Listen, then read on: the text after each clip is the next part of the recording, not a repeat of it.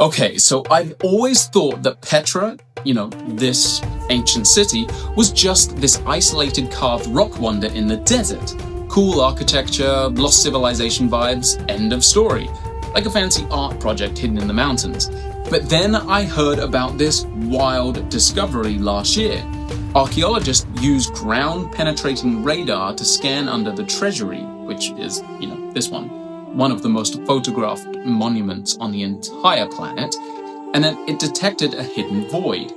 When they excavated, boom, you've got a sealed crypt with 12 intact skeletons, complete with artifacts from about 2,000 years ago. First of all, I was like, wait, hold on a minute. Only 2,000 years ago? Like during the time of Jesus?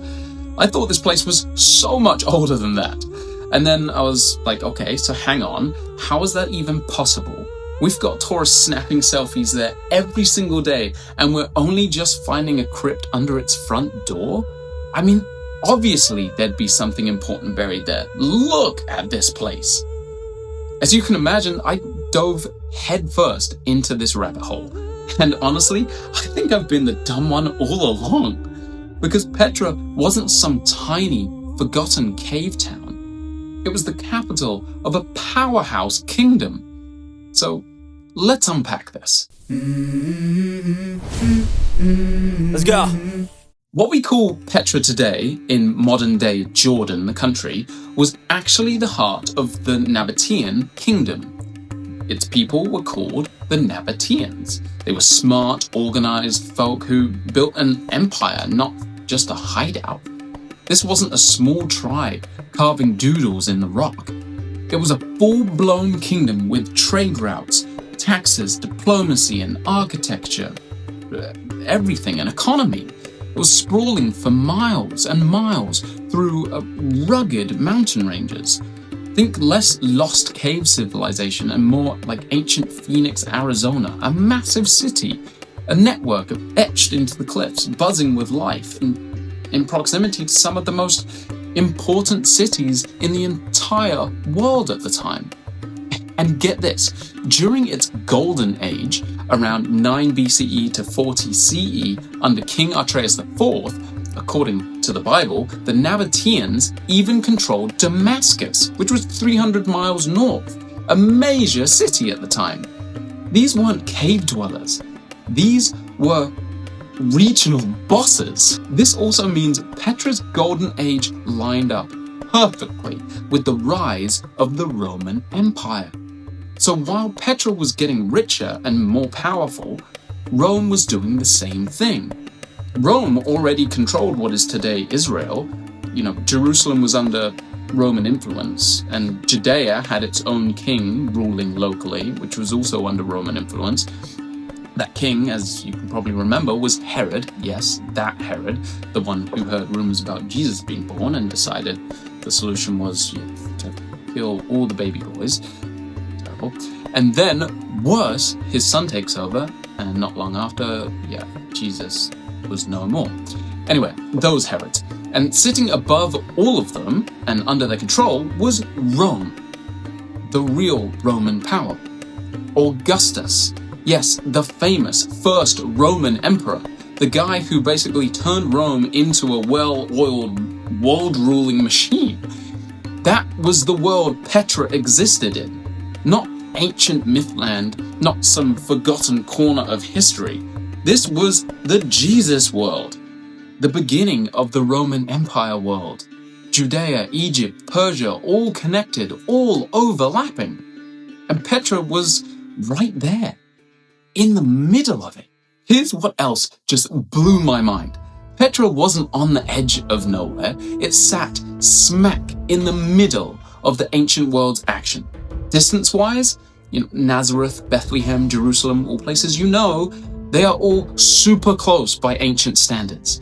3-5 days ride on horseback or camel, maybe less if you're hustling. 5 days from Cairo, Egypt. Yeah. Also a very important place. For Americans, that's like New York to Boston. It's not far back in those days. Or for the UK people, it's like London to Manchester. Same thing, pretty close. Petra was basically the neighborhood hub where Africa, the Middle East, and trade from India and East and Arabia down south all converged. So no wonder it thrived. Everything funneled through their mountains, and you had no choice but to pass by. And I'm sure you can picture it now.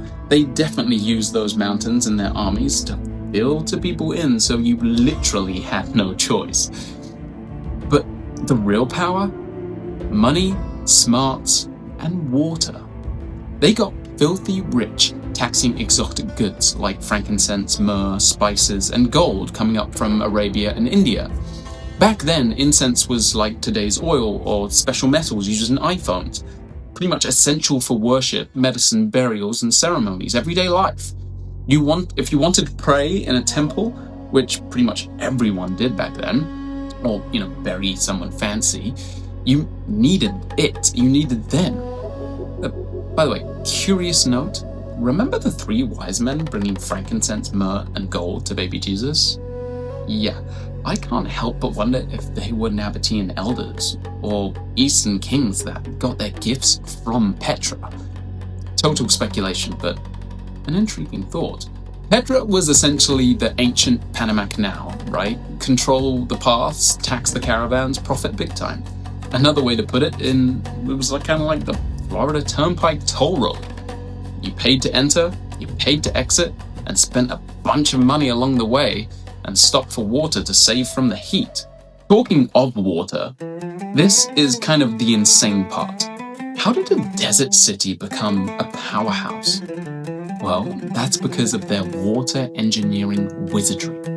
Surrounded by brutal heat and sheer mountains, the Nabataeans carved channels into rock faces, built aqueducts, harvested flash floods, and stored water underground for year-round use. They turned rare storms into a controlled paradise. Flowing fountains, growing gardens, even Roman-style baths for their elite by the Aretas Golden Age time.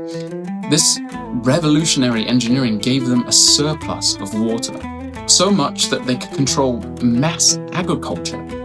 What we are talking about here is genius-level sciences. Back then, and specifically in a typically dry area of the world, to control water like this was power in itself.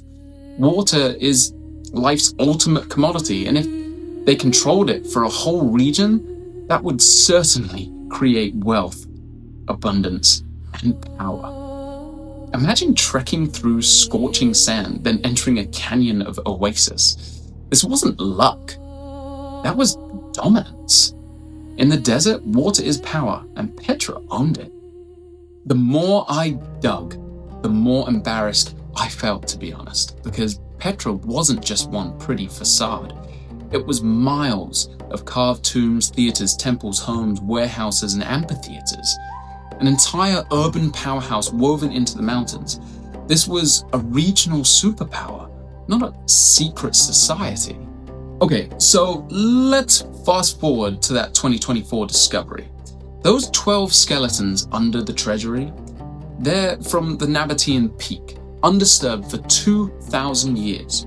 You don't bury folks under your grandest monument unless they're VIPs, royals, leaders, or key figures.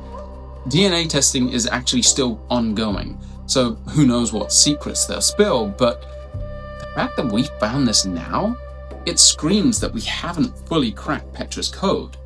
Even with all our tech, surprises lurk, and they're gonna lurk. And I can't wait to find out more. But here's why it actually matters, and here's the bigger reframing. We often picture the Bible world or Roman Empire as isolated bubbles, but Petra was right there, 3 days away, controlling trade, water, and movement. It was part of the same interconnected web, influencing the era's power players and power plays. History isn't neat chapters, it's a tangled system, and Petra, one of its stealthiest power centers. Maybe I'm the only one who didn't know this, but I'm so happy I rabbit holed this. Because Petra isn't just a tourist photo op. It was the capital of a wealthy kingdom with ancient smarts, running trade like a modern port, and engineering water miracles in the desert. All while Jesus walked nearby and Rome flexed for the first time. If archaeologists are still uncovering sealed tombs under its doorstep, we've got tons more to learn, and that makes it even more epic. Welcome to Hidden Power. If this blew your mind as much as it did for me, hit subscribe and we'll get more stories. Drop a comment. What hidden history shocked you? What do you want to see next? See you next time.